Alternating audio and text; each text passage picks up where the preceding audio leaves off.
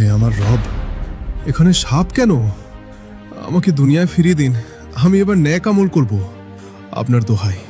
তোমার ধর্ম কি? কে তোমার নবী? কবর কেন জ্বলছে? আমাকে বের করো। আমি যে এখনো জীবিত, আমাকে ফেলে যেও না। আমার দম বন্ধ হয়ে আসছে। চারপাশে এত সাপ কেন?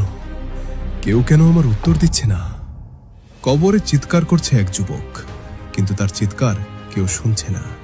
এবং পরবর্তীতে যা ঘটবে তা তার পুরো জীবন বদলে দেবে। এটা এমন এক যুবকের অভিজ্ঞতা যে মৃত্যুকে দেখেছে দুইবার। প্রথম মৃত্যুতে সে জাহান্নামের আগুন দেখল, দ্বিতীয় মৃত্যুতে জাহান্নাম থেকে মুক্তি। আজ আপনি জানবেন ঠিক কোন 5টি আমল তাকে জাহান্নাম থেকে বাঁচালো, এবং কবরে কেন উত্তর জানা সত্ত্বেও 99% মানুষ তার উত্তর দিতে পারে না। কিন্তু শুরুতে ফিরে যাই। এই যুবকটি আপনার আমার মতোই সাধারণ ছিল। নামাজ মাঝে মাঝে, ভালো কাজ সময় পেলে, পাপ সবাই তো করেই, তাই না? কিন্তু তার একটা বড় সমস্যা ছিল। সে মা বাবার সাথে অত্যন্ত খারাপ ব্যবহার করত। চিৎকার, গালি, অবহেলা সব কিছু। এবং এই পাপের শাস্তি শুরু হয় কবর থেকেই। এবং ঠিক এই একটি পাপই তাকে কবরে নিয়ে যাবে এক ভয়ঙ্কর শাস্তির দিকে। কিন্তু সেটা পরে। একদিন রাতে সে ঘুমাতে গেল। স্বাভাবিক রাত, স্বাভাবিক ঘুম। কিন্তু পরের মুহূর্তেই সবকিছু বদলে গেল। সে দেখল মানুষ তাকে কবরে নামাচ্ছে। এটা কি হচ্ছে? সে ভাবল, আমি তো জীবিত। কিন্তু কেউ তার কথা শুনছে না। কবরের দরজা বন্ধ হয়ে গেল। অন্ধকার, সম্পূর্ণ নীরবতা। এবং তারপর কবর তাকে চেপে ধরতে শুরু করল।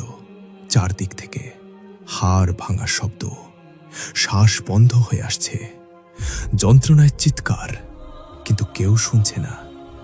হঠাৎ সামনে আবির্ভাব হলো 2 ফেরেশতার। কিন্তু এরা সেই সুন্দর ফেরেশতা নন যাদের কথা আপনি শুনেছেন। তাদের চেহারা এতই ভয়ঙ্কর যে দেখা মাত্রই যুবকটির জিহ্বা জমে গেল। তারা জিজ্ঞেস করলেন 3টি প্রশ্ন, মাত্র 3টি। এই 3টি প্রশ্নের উত্তর জানা না থাকলে কবরে কি হয় সেটা আপনি 2 মিনিটের মধ্যেই জানবেন। কিন্তু আগে শুনুন প্রশ্নগুলো কি। 1. তোমার রব কে? 2. তোমার দিন কি? 3. তোমার নবী কে? সহজ প্রশ্ন, তাই না? কিন্তু যুবকটি একটি শব্দও বলতে পারল না। আপনি হয়তো ভাবছেন, এত সহজ প্রশ্ন, আমি তো সাথে সাথে উত্তর দিতে পারবো। কিন্তু মনে রাখবেন, ফেরেশতাদের সামনে কবরের অন্ধকারে ভয়ে কাঁপতে কাঁপতে আপনার মুখ দিয়েও হয়তো কোনো কথা বের হবে না। ফেরেশতারা তাকে লোহার হাতুড়ি দিয়ে আঘাত করলেন। এমন আঘাত যে পুরো কবর কেঁপে উঠল। এবং তারপর এলো সেই সাপ, আস-সুজা আল আকরা। এই সাপের নাম শুনেছেন? না শুনে থাকলে ভালোই, কারণ এই সাপ শুধুমাত্র কবরে বদ আমলকারীদের জন্য।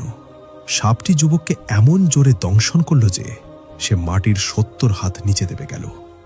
এবং শুধু এটুকুই নয়, পুরো কবর হঠাৎ আগুনে জ্বলে উঠল।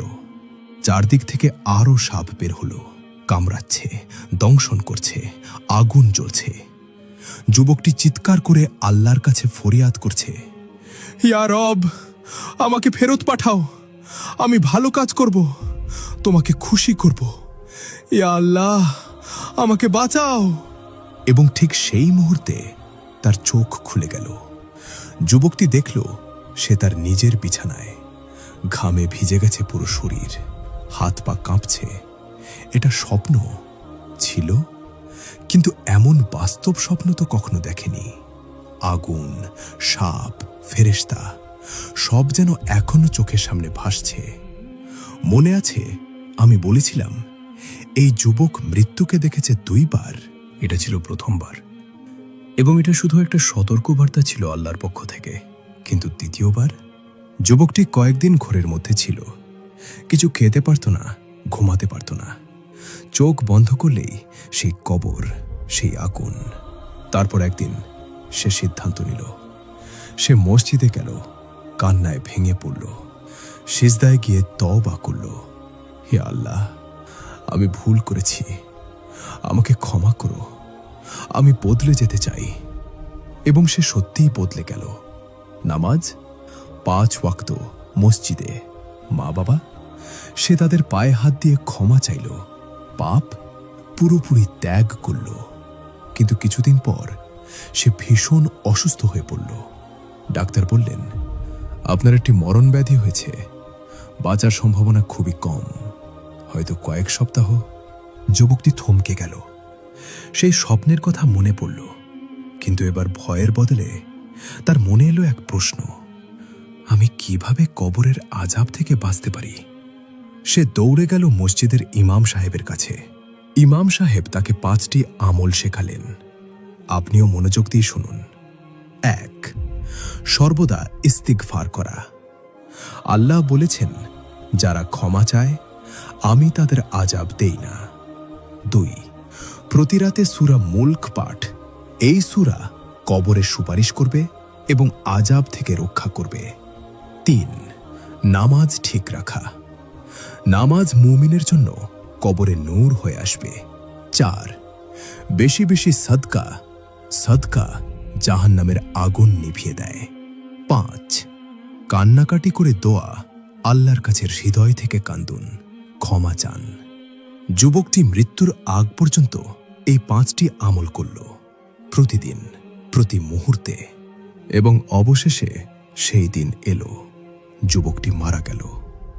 কিন্তু এবার কবরে রাখার পর সে ভয় পেল না, বরং এক অদ্ভুত প্রশান্তি অনুভব করল। যখন সবাই চলে গেল, ফেরেশতারা আবার এলেন, কিন্তু এবার তাদের চেহারা সুন্দর, হাস্যোজ্জ্বল। তারা একই 3টি প্রশ্ন করলেন, তোমার রব কে? এবার যুবকটি স্পষ্ট কণ্ঠে উত্তর দিল, আল্লাহ। তোমার দ্বীন কি? ইসলাম। তোমার নবী কে? মুহাম্মদ সাল্লাল্লাহু আলাইহি ওয়াসাল্লাম। সাথে সাথে পুরো কবর নূরে ভরে গেল।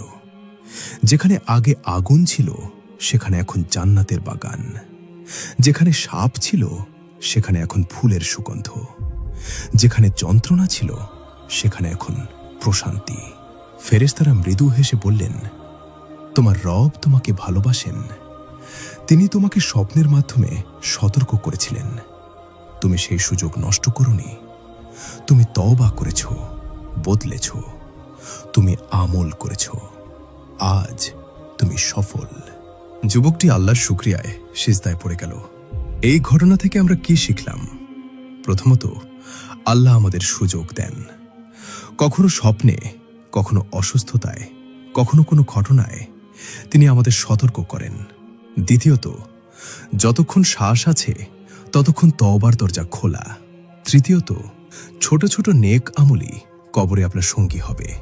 চতুর্থত, মা বাবার সাথে ভালো ব্যবহার করুন।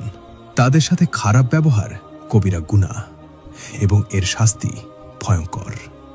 পঞ্চমত, কবরের প্রস্তুতি দুনিয়াতেই নিতে হয়। কবরে গিয়ে আর কিছু করার থাকবে না, তখন শুধু ফলাফল পাবেন। আপনি হয়তো ভাবছেন, আমার তো এমন স্বপ্ন আসেনি। ঠিক আছে, কিন্তু এই ভিডিওটি দেখা এটাও একটা সতর্কবার্তা। আল্লাহ হয়তো আপনাকে এভাবেই মনে করিয়ে দিচ্ছেন, আজ থেকে শুরু করুন সেই 5টি আমল। 1. ইস্তেগফার। 2. সূরা মুলক। 3. নামাজ। 4. সাদকা। 5. দোয়া। এবং আপনার পরিবার, বন্ধুদের সাথে এই ভিডিওটি শেয়ার করুন। হয়তো এটা তাদের জীবন বদলে দেবে, হয়তো এটা তাদের কবরে নূর হয়ে যাবে। মনে রাখবেন, কবর হয় জান্নাতের বাগান, নয়তো জাহান্নামের গর্ত। কবর হয় নূরে ভরা, নয়তো আগুনে জ্বলা। কবর হয় প্রশস্ত, নয়তো সংকীর্ণ। আর এই সব কিছু নির্ভর করে আপনার আমলের উপর, আপনার দুনিয়ার জীবনের উপর। আজ থেকেই তওবা করুন, দেরি করবেন না, কারণ কেউ জানে না কখন তার সময় শেষ হয়ে যাবে। আগামী ভিডিওতে আমরা জানব হাসরের ময়দানে এই যুবকের সাথে কি ঘটল এবং কিভাবে সে পুলসিরাত পার হলো। সেই ভিডিওটি মিস করতে না চাইলে এখনই সাবস্ক্রাইব করুন। আর ভিডিওটি যদি ভালো লেগে থাকে, লাইক দিন, শেয়ার করুন, কমেন্টে লিখুন আস্তাগফিরুল্লাহ অথবা আল্লাহু আকবার। আল্লাহ হাফেজ।